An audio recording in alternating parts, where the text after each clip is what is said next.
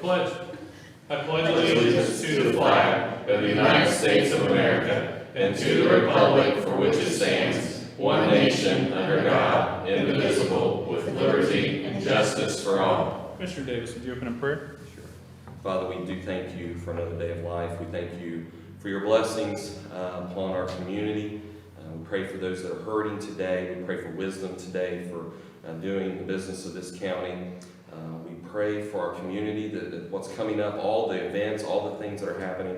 I pray, bless our families, bless our businesses, and Lord, we give you all the praise, and we ask it all in Jesus' name. And everybody said, Amen. Amen. Thank you. Please be seated. And welcome to our October 13th Commissioner meeting. Let's get started with the approval of the minutes from October 6th. I'll make a motion to approve the minutes of October 6th as submitted by our clerk. I will second. Mr. Davis. Aye. Ms. Coleman. Aye. Mr. Powell. Hi. At this point, we are going to change our agenda just slightly. We're going to move item 13 to item 2. Yeah. So we'll just move it up. And this is, Okay, in the matter of resolution proclaiming October 10th through 16th, 2022 as Dirt Track World Championship Week in Scioto County, Ohio. all right. And I will read the resolution as presented, and then we can vote, okay? Whereas Portsmouth Raceway Park was once a camping ground for Shawnee Indians and other tribes and later ran off by settlers, on June 3rd, 1799, the town of Alexandria was founded on the site. The town would eventually be moved to what is currently known as Portsmouth, Ohio. In 1813, with many floods, it forced them to move to higher ground, and this site was converted into farmland. And whereas Portsmouth Raceway Park was purchased in 1970s by Boone Coleman and used as farmland for many years, it wasn't until 1990 that the park opened in the fall, where there were 2 races that happened that year, and in 1991 they had their first full season. And whereas in 1992, as they were preparing for their first big race that was held on the 4th of July weekend, Portsmouth Raceway Park was completely demolished by vandals, really? Leveling everything, and with the help of the community, within 2 weeks, Portsmouth Raceway Park was open and ready to race again.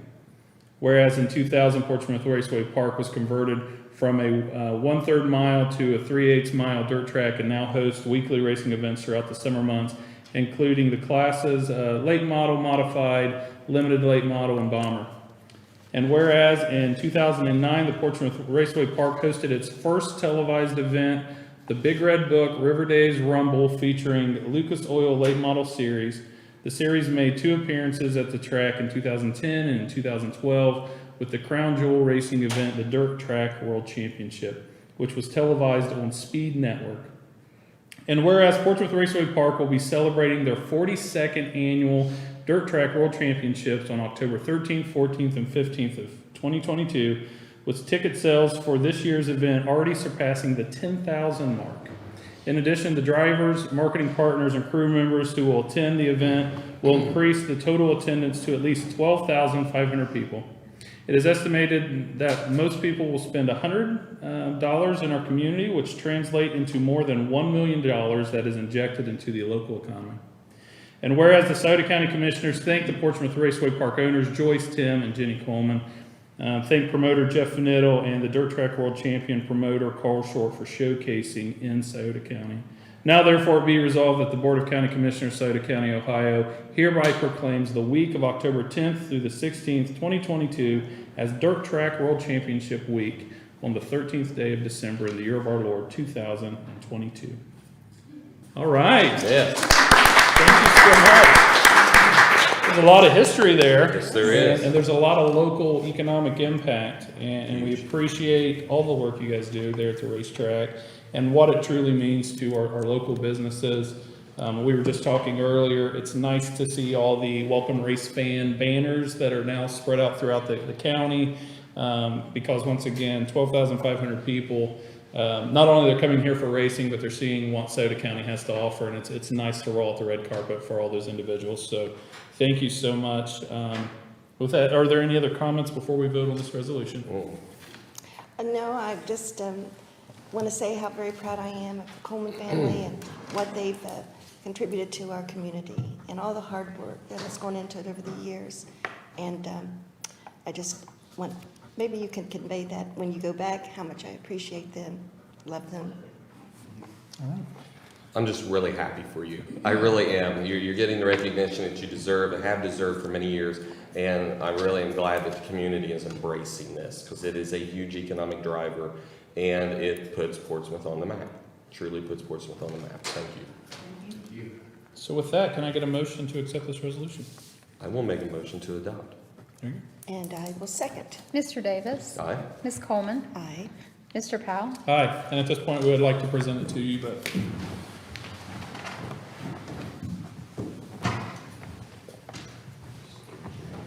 You're gonna be front and center, sir. You're good. Ryan's probably gonna take a picture, or we're just standing here with the camera, right at it.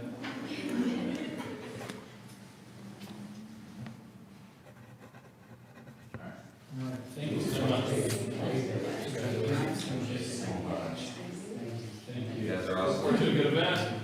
That's awesome. Is it fire up tonight? That's what I thought. They've been doing speed lights and stuff like that, just warming up. No, they start tonight. Yeah.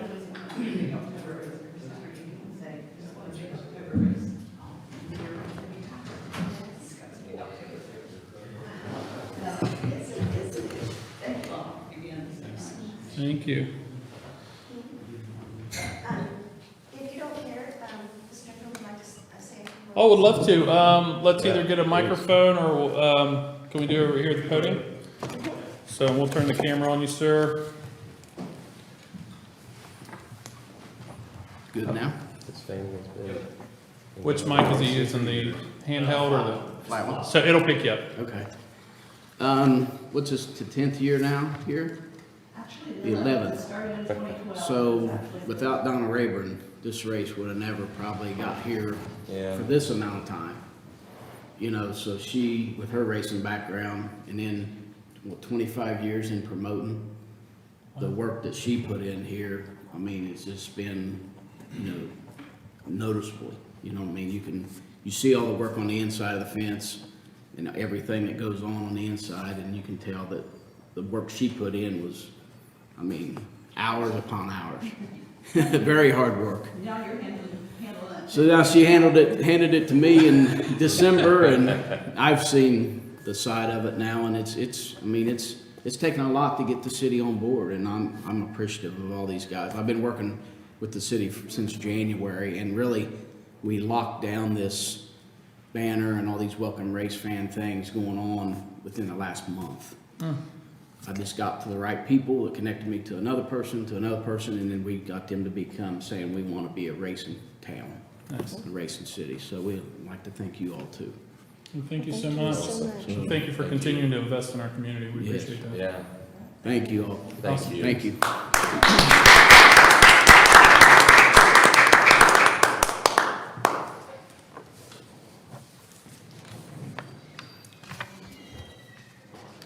All right, we will go ahead and move on to item 2 as listed on our agenda. In the matter request for appropriation of funds. Any comments or questions on item 2? Hearing none? Motion to approve? I'll second. Ms. Coleman. Aye. Mr. Davis. Aye. Mr. Powell. Aye. In the matter of accepting miscellaneous reports. Any comments or questions on our miscellaneous reports? Hearing none? I'll make a motion to accept. I'll second. Mr. Davis. Aye. Ms. Coleman. Aye. Mr. Powell. Aye. In the matter of communication from Portsmouth Municipal Court regarding electronic monitoring house arrest invoices. We had a good meeting 2 weeks ago now with judges of the municipal court. These are invoices that we had dated 8/1/22 and 8/22 from the clerk of courts. This is electronic housing, and this is for the June invoice with 72 defendants on the program at $14.50 a day. It's a total of 1,116 days and no cost paid for by the defendants, leaving the balance to the county of $16,182. And then the July 2022 invoice with 45 defendants on the program for a total of 1,078 days and no cost paid by the defendants, leaving the balance to the county of $15,631. These two invoices are the total of $31,813. Part of the conversation we had is figuring out how can we potentially recoup some of the electronic monitoring housing funds from the actual defendants themselves. And so we had a good conversation. We're doing research and I look forward to working with the judges on some sort of resolution to figure out how we can capture some of that versus the county bearing the whole balance each month. So appreciate both of them for coming over. But right now we do have these two invoices to consider. Any comments or questions? Hearing none. Motion to approve? I'll second. Ms. Coleman, Aye. Mr. Davis, Aye. Mr. Powell. Aye. In the matter of Ohio Environmental Protection Agency final findings and order regarding Wheelersburg wastewater treatment plant. We had a violation that occurred resulting in the install of the headworks of Wheelersburg wastewater plant located at 2974 Hayport Road without the EPA agency's review and approval of the permit to install. And as a result, the violation for enforcement action to address the violation and deter future violations by agreeing not to install sewage or treatment works for the sewage disposal without the prior approval of the EPA. This is a $5,000 fine settlement for Ohio EPA's claims and civil penalties. Essentially, our team fixed something there at the plant to ensure that we were handling waste appropriately, but unfortunately, we did it without the agency's prior approval. So with that comes the fine. Any comments or questions? Hearing none. Motion to approve. I'll second. Mr. Davis, Aye. Ms. Coleman, Aye. Mr. Powell. Aye. In the matter of authorizing the clerk to advertise notice to bidders for Clerk of Court's Title Department remodel project. This is a project that we've been working on for a bit. Clerk of Courts, well, let me back up. Last year, we moved the Board of Health over to the annex for part of that remodel. That has opened up additional space here within the courthouse. And we're looking at remodeling for the Clerk of Courts for them to be able to spread their staff out and give them more space. Right now, they're in a very tight quarters. I know Kathy Schupert's very excited about this project, and engineering has come through. We now have the bid document. This is authorizing our clerk to advertise for our contractors to bid on this project. Any comments or questions? Hearing none. Motion to approve? I'll second. Ms. Coleman, Aye. Mr. Davis, Aye. Mr. Powell. Aye. In the matter of accepting an amended certificate from the Budget Commission. Any comments or questions on the amended certificate? Hearing none. Motion to accept. Second. Mr. Davis, Aye. Ms. Coleman, Aye. Mr. Powell. Aye. In the matter of request for appropriation transfer funds. Any comments or questions on our appropriation transfer funds? Hearing none. Motion to approve? I'll second. Ms. Coleman, Aye. Mr. Davis. Aye. Mr. Powell. Aye. In the matter of access owed to county quarterly capital maintenance, operating invoices and certifications. Capital maintenance was $339,866.07. Their quarterly invoice was $22,830. No charter service, no incidental use certification. Any comments or questions? Hearing none. Motion to approve. Second. Mr. Davis, Aye. Ms. Coleman, Aye. Mr. Powell. Aye. In the matter of approving payment of the regular schedule of accounts for the various funds, moral obligations, and the then and now certificates in the total amount of $242,580.85. Any comments or questions on item 10? Hearing none. Motion to approve? I'll second. Ms. Coleman, Aye. Mr. Davis, Aye. Mr. Powell. Aye. In the matter of resolution for the use of ARPA revenue replacement funds for the provision of government services regarding emergency communications tower and shelter. Commissioner Davis, this has been a project you've been involved with for quite some time. If you'd like to explain this ARPA replacement funds? Sure. I was approached, and subsequently the commissioners were approached, to consider the purchase, well, the project, project and purchase of another Marks radio tower here in the county to close some very vital loops, donut holes of communication that we have in the county. This was championed by our volunteer fire departments, as well as our sheriff's office, as well as other agencies that actually impacts, to my recollection, I believe 24 agencies in our county.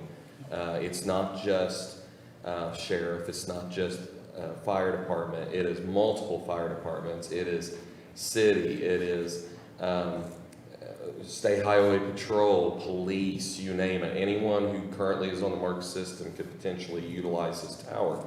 So in that way, it brings more safety and health to our county. Closing these donut holes were very important because we literally had ambulances and other law enforcement would lose communication in the midst of a life-saving effort or in the midst of a high-speed chase, pursuit, or even arriving on the scene of an accident or an altercation. Losing communication is very bad, and they needed this done. So we've been researching this and working on this, and Marks is the recognized communication system for the state of Ohio. It's more of a satellite-based system, and the location that was found to be optimal for this was found to be on top of Fort Hill, where we already own land. This tower will be 330 feet tall, which is twice the height of the tower that's existing. It'll definitely be very, very tall considering the height of Fort Hill itself, which is one of the highest hills in Scioto County already. But it is optimal for this. We had Marks actually come down and do that research. They came down and surveyed, I cannot tell you how many places in the county, and this was what they found to be the best. So that's what this is, the beginning of the process to allocate monies from the ARP to this to provide better communications in the county. I cannot stress how important this is for our law enforcement, our first responders. This is huge. Even ODNR, I mean, all kinds of agencies use this, so it's going to be really, really great for a lot of people, and this is going to be good, very good for our county. All right. Commissioner Davis, thank you for your work on this. The total amount for allocation we're considering here is $1,115,000. Now, once again, this is from our ARPA funds, so this is not coming out of the general fund. And as we keep pointing out, ARPA funds, what we've been targeting are generational, lifetime type projects, not one-time expenditures that kind of disappear. So I would like to add, and this does not escape us, with the purchase of the Marks Tower, with us owning the tower, we are also able to lease the bottom third of the tower, which is still very, very, very high up there, for broadband communications. Okay, so we are positioning ourselves to be able to do even more. And when we looked at the map, and I was up at Rosemount Fire Department looking at the map with several of the gentlemen that are working on this, and you can see the areas that are not lit up with, with broadband now, or with Marks, actually with Marks visibility. And then once this is turned on, what it's going to do. It's like a Christmas tree. So that's what our hopes are, is to be able to lease a portion of the tower. Of course, there's revenue from that to a provider to offer even more broadband accessibility. So that's the goal. But I will tell you that this project, this is the beginning of probably a year-long venture. From the time we commit to the time that Marks orders equipment, the permits are done, the tower is ordered, all of that is done, it takes about a year. Richland County just did a similar project, doing it a similar way. So we'll see. We'll see what happens. But I've been told it's about a year, unfortunately. But red tape. That's all I can say. But we'll get through it. Any additional comments on this item? With that, I'd entertain a motion. I would make a motion to adopt. Now second. Mr. Davis. Aye. Ms. Coleman. Aye. Mr. Powell. Aye. In the matter of agreement between the Board of Commissioners of Scioto County, Ohio and Snyder Recreation Incorporated for the installation of custom playground configuration regarding Franklin Furnace Park. This project we've been working on for a bit. We already talked about and voted on the dollar amount for this park. And this is playground equipment, all-inclusive playground equipment. There's some wheelchair ramps, there's some sensory type items, accessibility swings, poured in rubber mats that makes everything more accessible. This is down located to the dam there in Green Township. And we acquired that park from the Army Corps of Engineers, and we appreciate their support of this. And also connecting to Kenyon Road with Green Township for designated running, biking space as well. So this is the agreement that we'll enter into with Snyder. This is the contract essentially. With Snyder Recreation in the sum of $295,581. $200,000 of that came from the capital budget. So thank you, Representative Baldridge, Representative Johnson. And then the remainder of that was set aside by ARPA funds. So once again, not general fund money that is hitting this project. Once again, you had the contractor to review. Any additional comments or questions on this item? I will add before I go to either one of you, we're looking at a spring install potentially. We were trying to push for this year. Part of the problem with the poured in rubber ground, if you will, is weather and temperature and what it has to be at night for it to set up appropriately. So it's looking like a spring install at this point. Any additional comments or questions? I would like to vote on this, and then after that, could you share with us about some of the conversations you had in regards to Army Corps, Yeah, absolutely. City of Hamilton, and some of the things that we're talking about doing Yep. down there? I think the public. I spent time in Green Township last week, and of course, the fire prevention parade was amazing. It was great. We had a good time, but we discussed this with a couple of individuals, and there's a little bit of concern because out of sight, out of mind. Mm-hmm. So to address those concerns, maybe you might want to talk about a few of those things. But Sure. we'll vote. Yeah. So with that, can we get a motion and then I'll provide that update? I will make a motion to approve. I'll second. Ms. Coleman. Aye. Mr. Davis. Aye. Mr. Powell. Hi, and thank you for the opportunity to update. So for those that don't know, anytime they do these dams, there's always a recreation space, and that's always tied to fishing, specifically fishing. So they're currently going through their recertification process. It takes about 3 years. I had the opportunity to meet with the managers of the dam down there and the directors, and they're trying to figure out how we can have a partnership that makes sense. There is concern, and we've heard it from the public, of different activity happening down at that park. So one thing we are looking at, there's some leach beds there. One is ours, one is theirs. But there is and that's for the outhouse area, the restroom facility that we're going to have to fix, by the way. But then also their leach bed. And the idea is to connect both systems into the public system. There's a pump station there at the ODNR location. A lot better. So we could eliminate those leach beds, take down the fencing area, and those leach beds provide, because they're grown up with weeds and stuff, they provide some coverage for illicit activity. So the idea is once we connect to the public system, we can eliminate the leach beds, we can move the fences and everything closer to the park, closer to the light, better sight, eyesight. Also working with them with cameras and different electrical issues there.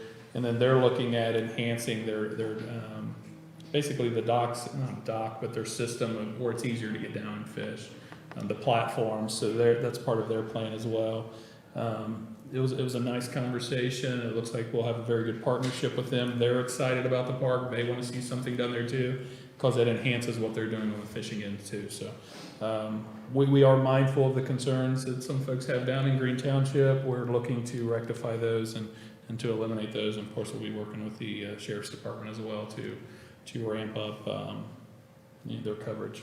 So, my understanding too is I don't want to use the word slow down, because it seems like they don't really ever slow down at ETC Park. There's always something going on, even during the winter. Now, cutting grass slows down, which is very nice and very welcome to them. But my understanding is they're going to be shifting down to Franklin Furnace and start doing work down there on the restrooms and more during the winter kind of stuff that they can tackle when people aren't there necessarily, and get that stuff ready for spring. So that's the idea, is the way I understand it. Okay. Agreed. Okay. Very good. Any other questions regarding Love that it. location? Good deal. That'd be great. It'll be great for that side of the county. I know Yeah. a lot of times we hear, hey, you're putting, X amount of money into the park on the west side. But until recently, we didn't have any land on the east side. So this will be a nice opportunity to balance it out. And it is a drastically different experience down there with it on the river next to the dam. So it'll be a great location. I appreciate it. Well, I appreciate what the park does now at Burke's Point, Yep. down on Hayport River, down the access road. But it's more, Soccer. yeah, it's soccer. A lot of soccer fields down there, a couple gazebos, restroom. Mainly an ODNR, they actually supported it when it was built. It's boat ramp, twin boat ramp, and I saw some pictures of some people heading out yesterday, and man, they had that boat ramp looking great. But we have an issue there that we really need to dredge. So if anybody's wondering, we understand it. We're talking to Army Corps, we're talking to ODNR, we're trying to figure out who can dredge that. So if anybody out there has a dredger and they, just don't have anything else to do, we would love for you to visit Burke's Point and dredge that out, because there's some trees out there that the low water has really shown us some areas that need attention. So we really need to get in there and do that. But unfortunately, the county doesn't own a dredging barge, and we're not going to. And we just need to figure out how we're going to do that. We've tried long arm excavators. That seems to be the closest thing we've been able to do. Brian was going to look into doing that. Mr. Howard was going to look into doing that. So, but it really doesn't solve the problem overall. Old Man River tends to cause problems there. So they've done a really good job making it look nice this year. I'll add to Burke's Point, there is, because there is quite a bit of interest in making sure that stays flat, level soccer fields. There's the youth league up there. They've actually even asked, and I've never brought this up, and maybe it's something we consider later, but how they could lease to ensure that we don't build something there, that it does stay soccer fields. Because right now they're taking care of, I think it's 500 plus kids that are playing soccer at that location. And soccer field space is premium in the county, so that's currently what that space is being used for. But thank you for bringing Burke's Point up. Prosecutor Coach Teeman, could you give us some advice on how we can get the grass not to grow so much? I know you guys did something really cool at Medford, I think. We did, although it's a little higher maintenance actually. Oh, okay. Well, we never don't do mind. that. Yeah. Never mind. It's well, 3 or 4 times a week. Yeah, we don't want to do that. Oh, wow. Yeah. Blank surface. That was truly a cooperative thing for community donations to school. Everybody taking part to put in a Bermuda grass field at the soccer. It's field. beautiful. It is beautiful. It really does well. Yeah. I was hoping you weren't going to have me comment on if I want to see all those Wheelsburg kids trained up to play soccer. Well, we'll go on to the next topic Yeah, before it becomes contentious online. So we've already covered item 13, so let's move on to item 14. In the matter of resolution proclaiming October 23rd through 31st, 2022 as Red Ribbon Week in Sauter County, Ohio. This is a resolution we'll be presenting to the Impact Prevention Team at 11:30. I'll read the highlights of it. Whereas substance abuse and misuse in the nation have reached crisis levels, and whereas it is imperative that visible, unified prevention education efforts by community members be launched to eliminate the demand for drugs, and whereas the National Family Partnership is sponsoring the Red Ribbon Campaign, offering citizens the opportunity to demonstrate commitment to drug-free lifestyles, no use of illegal drugs, no illegal use of legal drugs. And whereas the National Red Ribbon Campaign will be celebrated in every community in America during Red Ribbon Week, October 23rd through the 31st. And whereas business, government, parents, law enforcement, media, medical, religious institutions, schools, senior citizens, service organizations, and youth will demonstrate their commitment to healthy, drug-free lifestyles by wearing and displaying red ribbons during this week-long campaign. And whereas the Sauter County Commissioners further commits its resources to ensure the success of Red Ribbon Campaign, now therefore be resolved, Sauter County Commissioners hereby proclaim October 23rd through the 31st, 2022 as Red Ribbon Week, as well as October 1st through 31st, 2022 as Substance Misuse Prevention Month, and encourages its citizens to participate in drug prevention education activities, making a visible statement that we are strongly committed to a drug-free future. So we'll be presenting that resolution here at 11:30 to the Impact Team. They've been doing great work in several of our local schools, also down in Lawrence County. I don't believe they're in all schools, but the goal is to be in all schools in Sauter County. They're doing a lot of neat things. Some of it is youth-led, and looking forward to that meeting at 11:30. Any additional comments on this item? If not, I'll entertain a motion. I will make a motion to adopt. I'll second. Ms. Coleman, Aye. Mr. Davis, Aye. Mr. Powell. Aye. We do have item 15, we're going to skip for a brief second, and we are blessed to have Tammy Moore Morton here with us. She's going to give us a brief update of... Scotty, can we do the? Oh, do we have bid opening time? Yeah, it's. Okay, so we're fast. past our bid opening. We So- have to do it. Well, we have a bid opening and we have one bid, but due to an error in the advertisement, we needed to have a bid bond for this particular bid because of the funds that are being used. So I entertain that we accept the one bid that we received. We do not open it, and we just move to rebid this Okay, project, so. so to reiterate, the bid document should have required a bond to ensure that this is a fair process and everybody has the opportunity to submit appropriately. We're being requested to re-advertise this bid opportunity. I would make a motion that we accept the bid. We do that have we a bid from do- Security 101. We will not open it. But Okay, that we accept the bid, we will not open it, we will rebid, and that their bid will be considered in the new bid. Well, they need to Without get a having to new one rebid. because they'll have to provide the bid I'll have to bond. do a new one as Yeah, well. so we just But won't we're just open not this one going to open further. and, Contingent upon them having a bid bond. correct. That's my motion. Got that motion? And I'll second. I'll second. Mr. Davis? Aye. Ms. Coleman? Aye. Mr. Powell? Aye, thank you for that. Tammy, if you'd like to come up and provide us a CPS GFS update, and then you got some fun happening. There's all kinds of fun happening. There's so much fun There's so much happening, fun happening.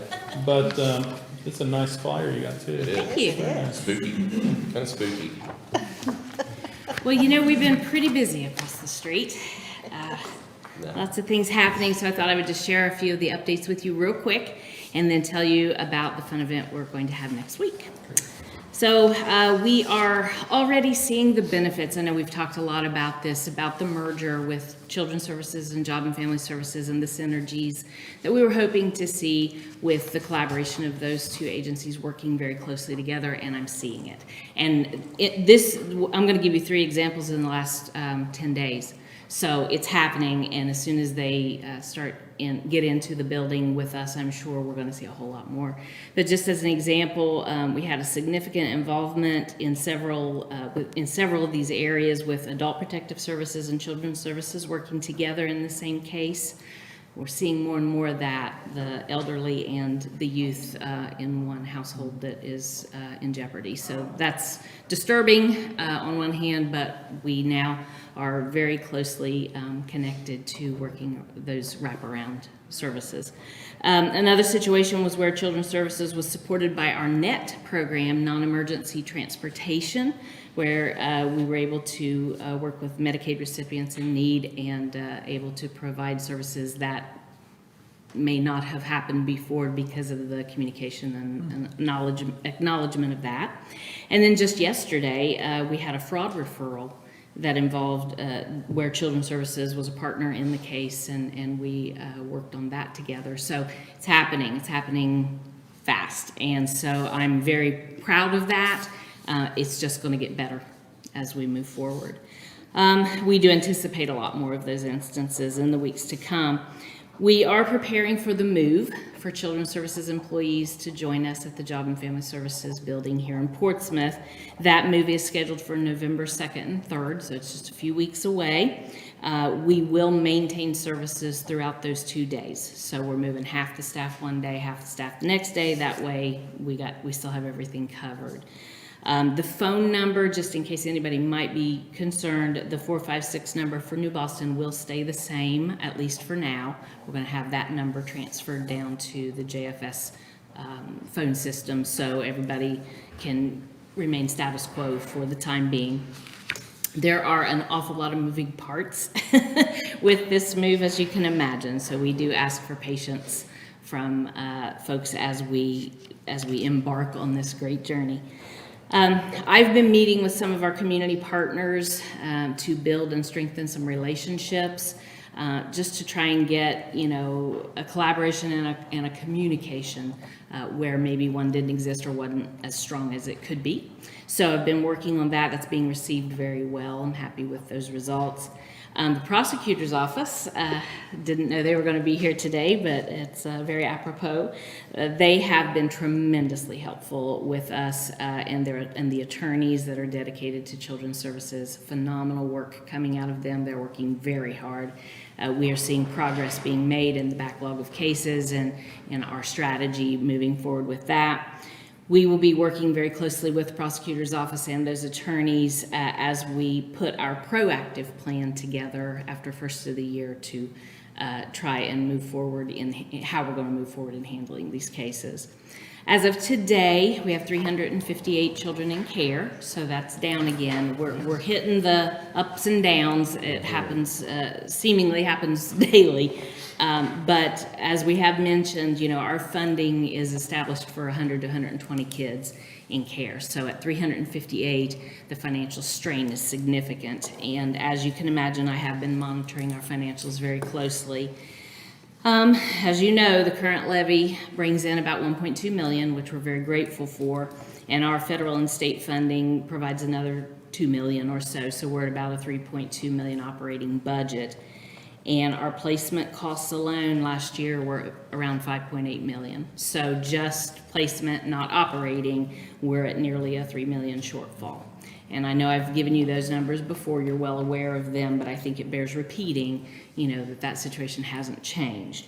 So that is why the decision was made to put the levy on the ballot this November. So that's the nuts and bolts of it. On a lighter note, I want to share that Children's Services employees reached out, and in the past, evidently, they've done a trunk or treat event for all children, but primarily inviting our foster families and folks to come to a safe and fun environment. And the employees dress up and give out the candy, and we just make it kind of a really fun thing. And so they approached me, especially since this is the last time they're going to be in New Boston. They wanted to do that this year. And so we thought it was a great idea. So the employees are the ones who come up with this idea. We're going to have a trunk or treat event at Children's Services in New Boston, and that address is 3940 Gallia Street, and it will be Tuesday, October 18th from 5:30 to 6:30 p.m. We're going to have trunk or treat Halloween event for any kids who can make it. Of course, everyone is welcome. We're going to have a fire truck there for sure from New Boston. We've asked law enforcement and hopefully a surprise or two that we're going to have there that the kids can interact with and just make it a really fun educational time. We'll be passing out candy, and if anybody wants to donate candy, I have a feeling we're going to need a lot of candy.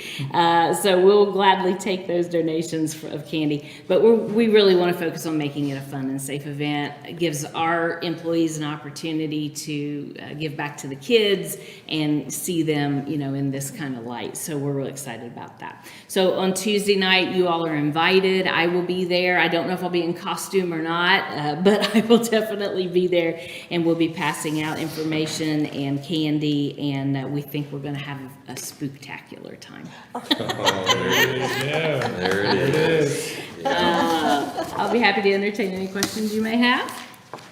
Any questions? No. Thank you so much for the You're so update. welcome. The significance of 358, I think that's probably the lowest I've heard since I've been here. And I want to say just last week or so, it was 377. So, well done. And, I shared this with you in private, Tammy, but, getting a lot of positive feedbacks from the other partners within this system, because, I think it's lost on some folks that it's not just CPS, but of course this prosecutor's office is critical, the judge is critical. It's really a three-pronged approach, and everybody has their parts to play. Had a conversation with Judge Lemons, and he said, it was one of the best conversations meetings he's had with CPS in a long time. So that's encouraging. That's encouraging that the partnerships are strengthening, because it is an all hands on deck. And of course, prosecutor team, and I know you guys have been working fast and furious, and it's showing, it's showing that the numbers are going down, and will continue to go down for a bit, hopefully, especially with the backlog, but we appreciate the focus there in trying to drive this down. But once again, as Tammy pointed out, it is we got funding for 120 kids, and we're still sitting at, 358. So it's a critical point. These kids deserve our care and attention, and it's, the funding has to come from somewhere, and that's why the levy is critical. So, but thank you for your work. I've hearing a lot of good things from the staff, from the community. I've had an opportunity to talk with some foster families over the weekend, and I'm encouraged. And I think we'll look back even a year from now and be like, what, it's moving. But, and I say a year because this is a complex issue that just going through the court system is not a quick thing, but there is focus there. So I appreciate both of you, and of course the judge as well. So thank you for that update. Any additional comments for Tammy? At this point, let's keep moving on to questions of items on the agenda. On agenda items. Mark Craycraft. Did any defendants pay for their electronic monitoring? What is the criteria that the judges use to determine whether or not a defendant will pay for their monitoring? So, Mark, that's something we're working on. These invoices, they did not pay for anything. We're working on how it is handled in the region, how it is handled in other counties, to come up with a better mousetrap, if you will. So we're working, and once again, I was encouraged with the meeting we had with the judges, and I think there's some middle ground that we can find on this item, but more to come on that. They typically determine them to be indigent, that they cannot pay anything, that they have no funding source of any kind whatsoever to pay toward their electronic monitoring.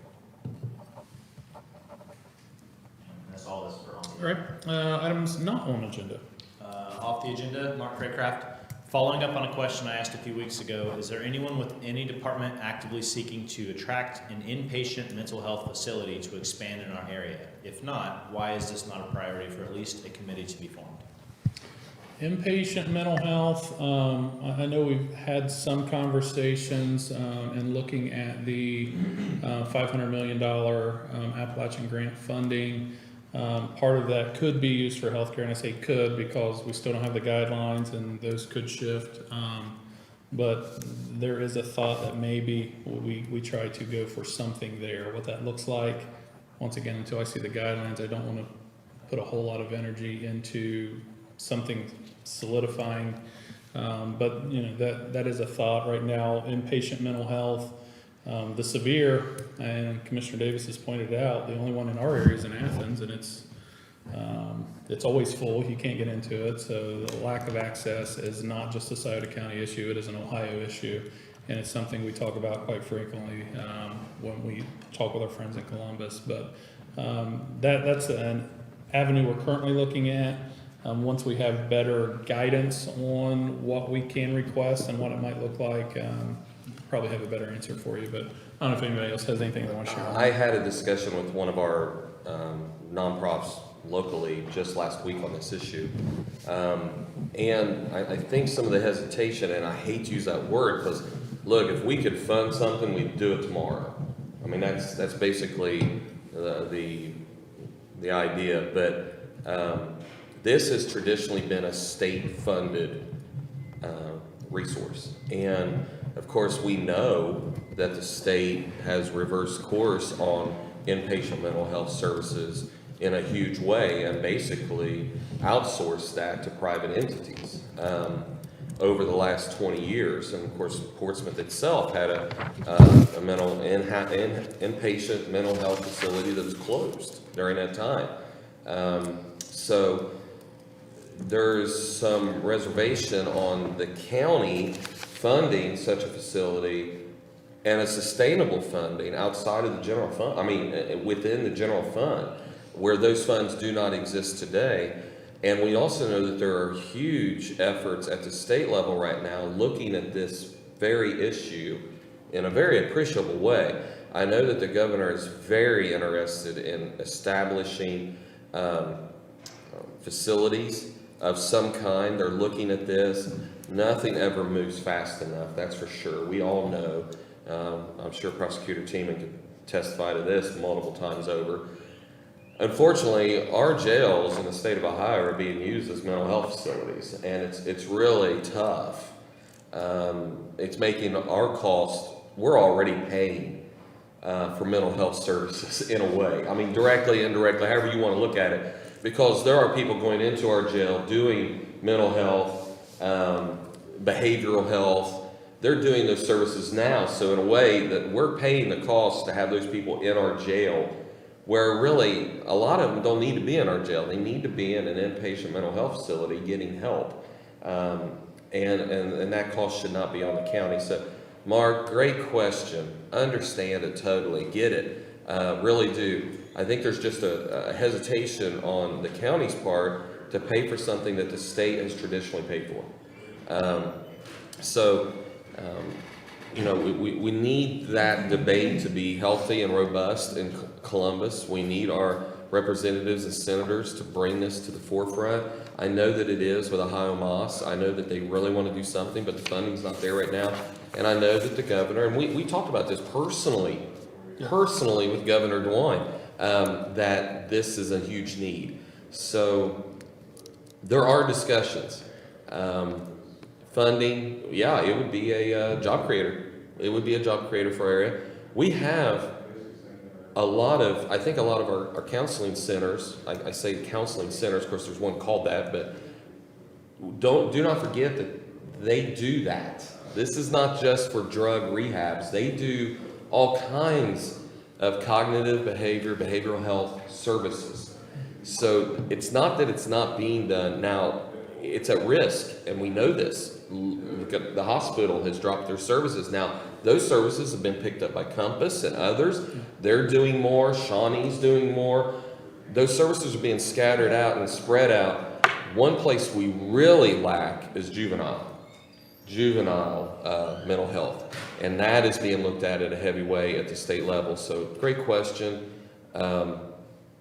Not easy answers, but something that is definitely on the radar and something that we are definitely looking at, but we have to be careful how we do it. We can't put other things in jeopardy, and we need funding. We would need funding for such a facility. We really would, and that costs money.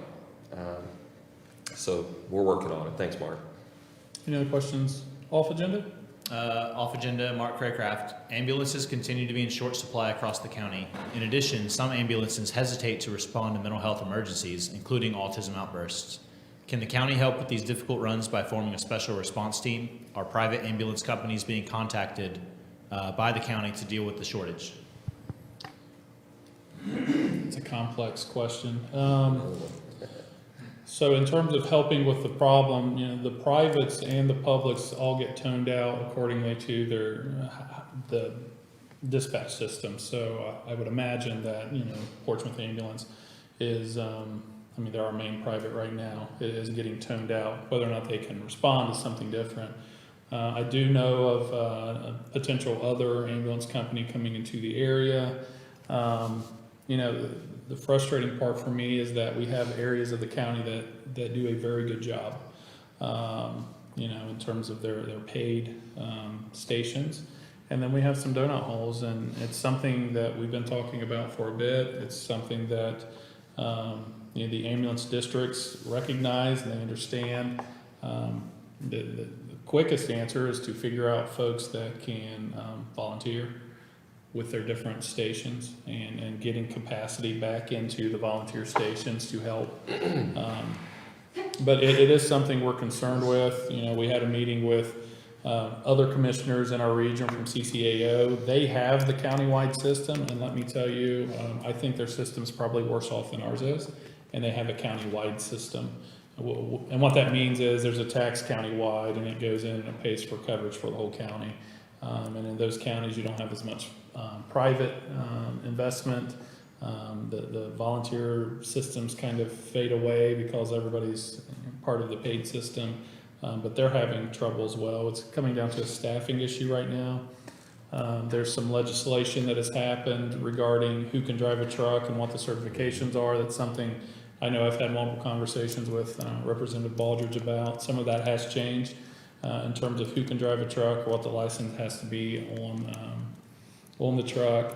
I've also had conversations with some different individuals that are trying to figure out first response via car, and they go out and they kind of triage the issue, and if it's a mental health or Narcan type issue, they can treat them out of a car, and if they would need a bus or something to take them to an ambulance. So there's a lot of conversation happening there. Once again, Mark, you're hitting us with all the complex questions, but we appreciate it, and it is top of mind because it is concerning, especially as somebody in healthcare, that somebody might be having an emergency event and can't get the coverage they need. So we're looking at it pretty heavily there. Anybody else want to share anything on that? No? Anything else? Yeah, I'm sorry. You're fine.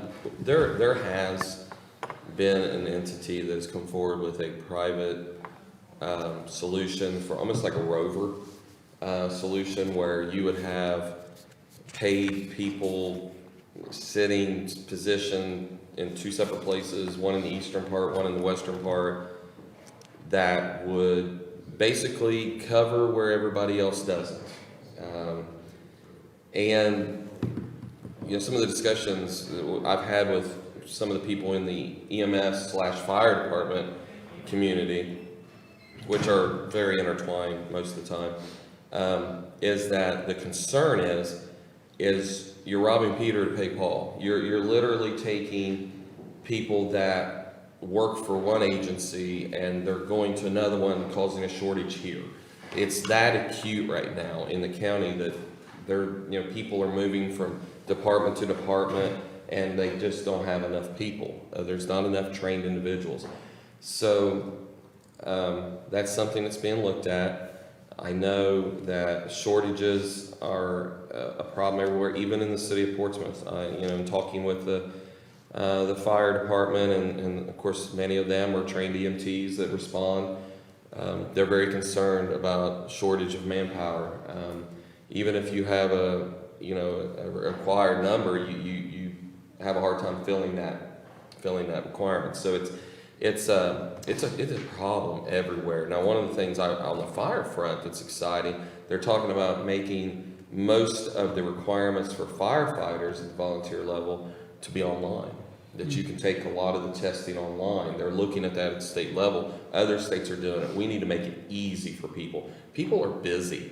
People have a lot going on. They're working. Our unemployment level's down. People are working. So, and that's a good thing, right? But the problem is a lot of them, they're working during the day, and daytime coverage is very, very acute. It's a very big issue out in the county. So, and a lot of those run EMS. I mean, they do dual. So it's a real problem. Another great question. Mark's on a roll today. Yeah, things that are being discussed, that are on the burner, and something that we are looking for solutions for. Another issue, statewide. It is happening, well, nationwide. Nationwide. So, okay. We'll entertain one more. All right, final question. Josh Lawson, off agenda. In a recent Portsmouth City Council meeting, a representative from the North End community said that the commissioners will be providing financial support for the improvement of Bannon Park. Will this support come from ARP funding, and what type of upgrades will it provide? How can the county work with the city council to secure the rest of the money needed for park improvements? Yeah, so we've had good conversations with Wings of Hope and Bannon Park. To this point, we have not voted on support. I'm not saying that we wouldn't provide it, but the request has been to this point. It is ultimately Portsmouth's park. It's ultimately their land. So as soon as I'm comfortable with that engagement, and I think they'll get there. I think Portsmouth's working with them. But as soon as something happens there, and whatever issues might be happening there at City Hall is ironed out, that's when I feel like we could get involved. It doesn't do us any good as a community for us to step on our neighbors at the city when they're still figuring out whatever concerns they might have or issues they might have. It's a great project. It's a needed project. Would there be funding potentially? Would it come from ARPA? Possibly. That's kind of where we've seen funding come at this point to nonprofits. But to commit at this point, we haven't. We've had conversations with them, and I like their energy. I like what they're trying to do there. But you know, there's still some things we have to figure out with the city, because once again, it's their property. It's the city's property, and then other parts of that location actually isn't owned by the city or Wings of Hope. There's some private property there, so there's a little more nuanced stuff happening there in terms of who owns what or what's being built. But we've seen their plans. They're ambitious. I know they're fundraising and they're working it, so we appreciate what they're doing down there to improve their community. And could we be a partner? I think we can. But at this point, until the city commits to whatever it is, it doesn't make sense for us to jump in and kind of force their hand one way or the other. I know they have a lot of considerations with their parks within the city, so I'm looking for some sort of resolution from the city perspective. That's my stance on it anyway. Yeah, I think so. I mean, I think once the city decides what they want to do with their park, and of course the input from the community, I know I've seen here recently, there's been quite a bit. I think just from the outside looking in, I think there's some definite interest from Portsmouth to do something. I just think they're trying to figure out what does that look like and what is affordable. And I don't know what their path forward is. But we have met with Wings of Hope and we've discussed this. We did discuss, a couple times. We did discuss the one grant that they're going after, and that the 150 would go toward the match, which is a 50-50 match, and it's $1 million project, which means they would have to come up with the rest of that money. My understanding is that they have come close to doing that, along with our offering at the time. So hopefully they can make that happen.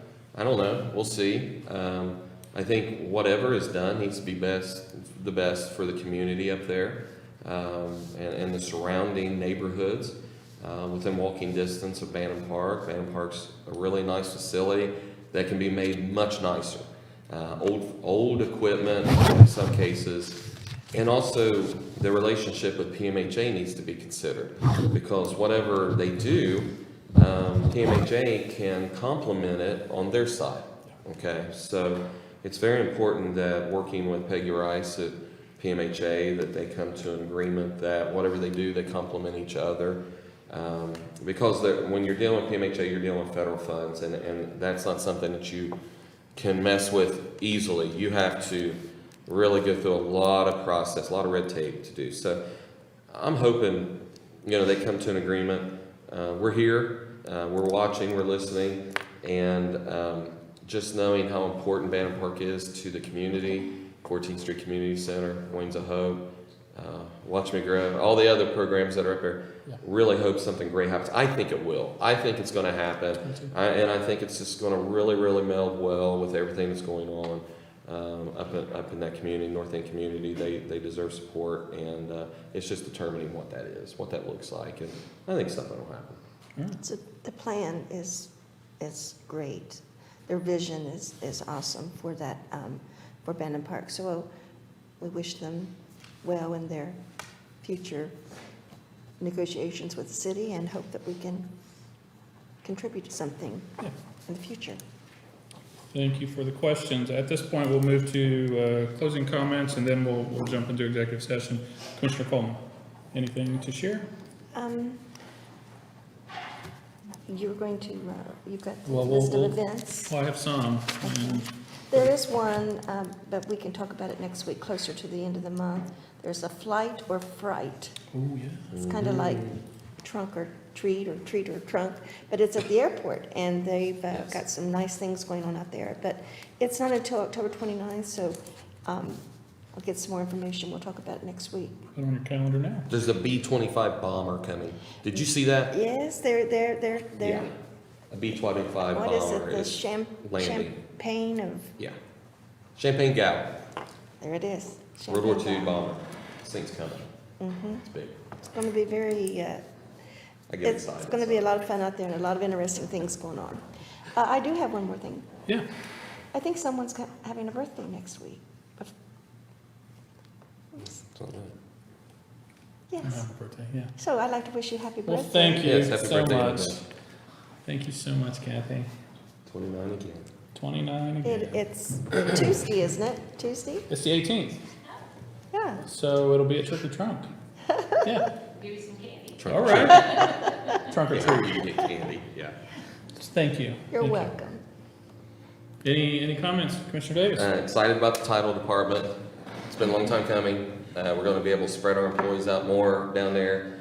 Clerk of Courts Kathy Schubert is very excited. Yes, she And is. they are really, I know the employees are. We're going to be able to spread it out. It will be on the second floor as well. So those that are used to the title department being on the second floor, guess what? It's staying on the second floor, but it's going to be where the old health department was, like you said. So that's happening. Mark's excited about that. Impact, talked with Molly this morning with Impact. They're on their way to Columbus, but talked to her about the cost of the Impact program. Guys, this is huge. If we can pull this off in Scioto County, this is our prevention education piece in our schools on drug education and prevention. So I talked with her about that. She's working on some new numbers. We now have them in 5 schools in Scioto County. They have worked in tandem with the Adams Board for a while now. And they started in Lawrence County, and they have this in all their schools in Lawrence County.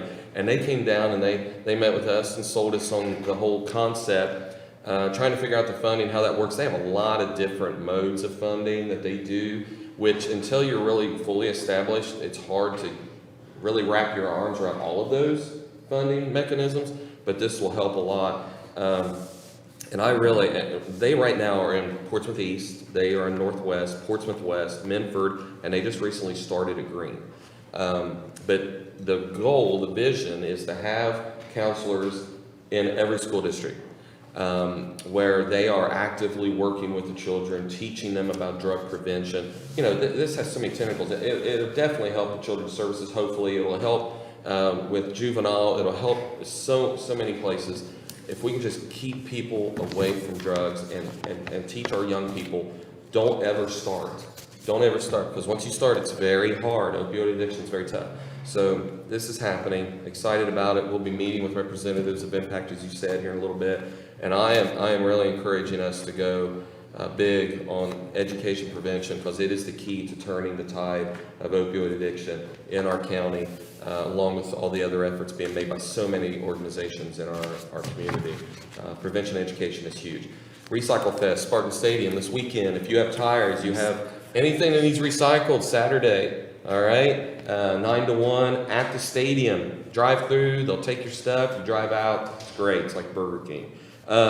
Paving on Kenyon, I don't know if you saw that. You mentioned Kenyon. haven't. They are paving on Kenyon all the way to the railroad tracks. That's happening right now in Green Township. Great. Shelley's up there working, so you're gonna have that entire stretch from Kenyon Road to Hayport that is now paved. Okay, so you're gonna be able to ride bikes up there and you don't have to have a mountain bike to do it. All right, so it'll be much better. And then the dog park at Ohio River Campground, also known as ORC, which is the old golf course, is almost done. And I got some pictures. We'll post them online. It is the way I was told by ODNR. Your dog will not want to leave. Okay. Okay, But, so that's but please happening. take them home. Yeah, please take them home. Don't leave them at the campground. But that is open. That will be open to the public very soon. Not yet, but I'm gonna tell you something. It is amazing. I couldn't believe what I saw. But we'll be posting that soon, and that'll be open to the public Awesome. here before long. So take your dog down there. And have a good time. Good deal. A couple things. So Art Walk, the museum is having an art walk, first annual art walk this Saturday from 1 to 5. A lot of different vendors, a lot of different businesses are involved, live music on the Esplanade. That's 1 to 5. And then also Earth Candy Pharmacy is doing a local palooza at the same time. So downtown is going to be hopping with energy and activity, and then couple that with the 12,000 people from the Dirt Track World Champions, and yeah, downtown's going to be pretty active this weekend. It's pretty good stuff. Also, I've been talking this season about our agritourism. Kindred Ridge Farms has their second annual Mark Memorial Tractor Show this Saturday. So if you want to go out and see some tractors, some old tractors, and enjoy the farm, they have that. Furman's Orchard has their Apple Fest coming up on the 22nd. So support them, and I know Nobles is still rocking and rolling out there too. So a lot of nice agritourism. And then finally, I want to publicly call out my two peers here. I'm still a little sore over losing so badly at the fair. Oh.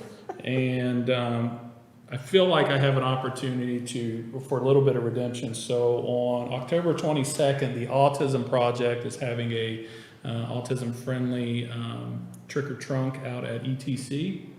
They're doing a chili cook-off, and I'm challenging both of you to bring your best pot of chili, and we'll see who wins. So Game on. you can't say no now because it's now a public meeting. But that looks like a very exciting event, and I think they're going to have a little train and different things for the kids out there. So support the Autism Project. Who are the judges? Yeah. The people, the people, The people. the people. We the people. And we'll figure that out. We might All do right. it at whoever raises the most money or whoever gets the most votes, whatever. But we'll figure that out. But that's on the 22nd. So Well, we'll see how that goes. be harder to cheat. It would be harder to cheat. Well, it would be harder to cheat unless you buy someone's chili. So I'm not insinuating that there was any cheating No, that occurred no, at no. the fair. So I'm just saying it'll be hard to do so. it's just good to keep those competitive juices flowing, and this will be another opportunity to do that. With that, I will entertain a motion to go back to item 15. Item 15 is to enter into executive session pursuant to ORC 121.22 G1 to consider the discipline of a public employee. I'm going to make a motion that we approve going into executive session at 10:45. I'll second. Mr. Davis?